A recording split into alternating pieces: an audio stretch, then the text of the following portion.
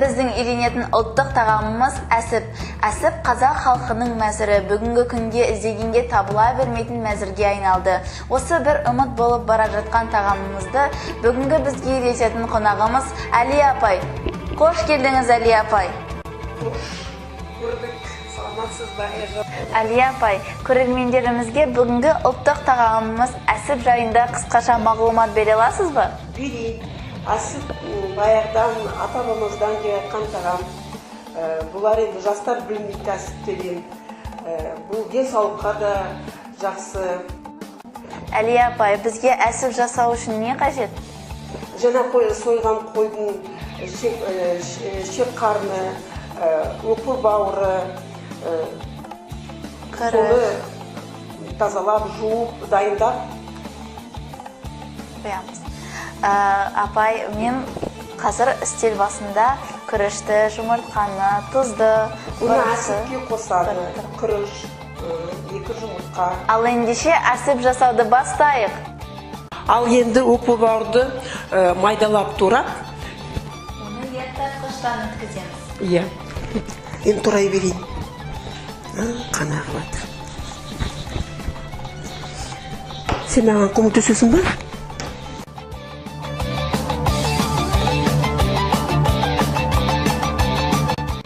Ал енді осы етті еттатқыштан өткіземіз.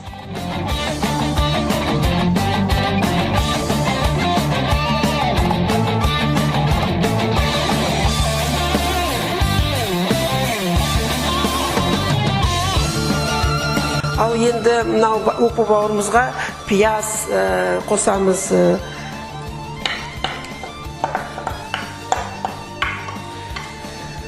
Күріш.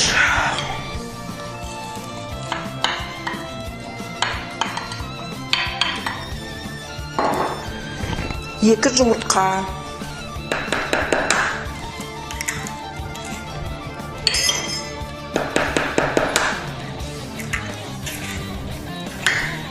Тұз.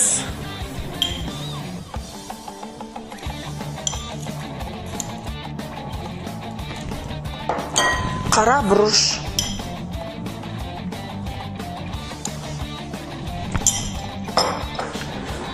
Сұйық май қосатынымыз кішкене дәмі жақсы болсын, жұмсақ болсын деп қосады. Бәрін араластырып, шек қарынға бұл салынады. Ал енді не істейміз? Ал енді мынау шектің аты ұлта бар.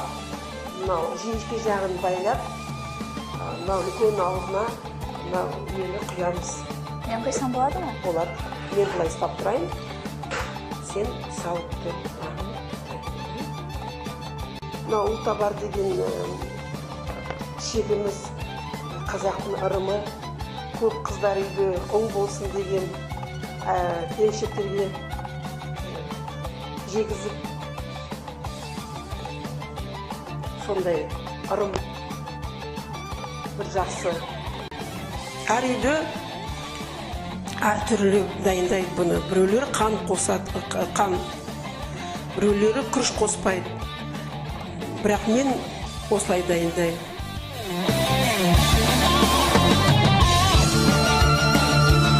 Ал енді мына аузын кәдімгідей жіп, енемін тігеміз.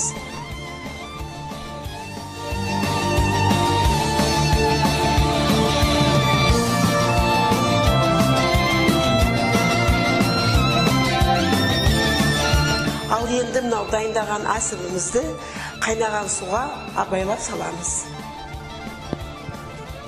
Бисмилля.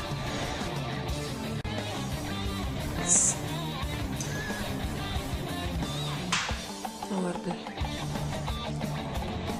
аузын жап. Осымен 60 минут пісіреді. Ал енді мынау әсіп пісті. Абайлап түсіреміз.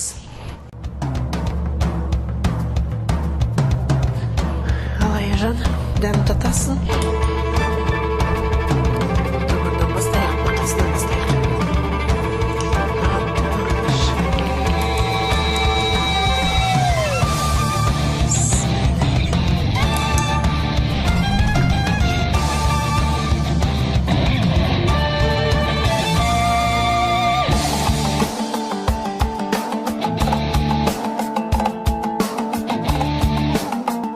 даже дәмтәт.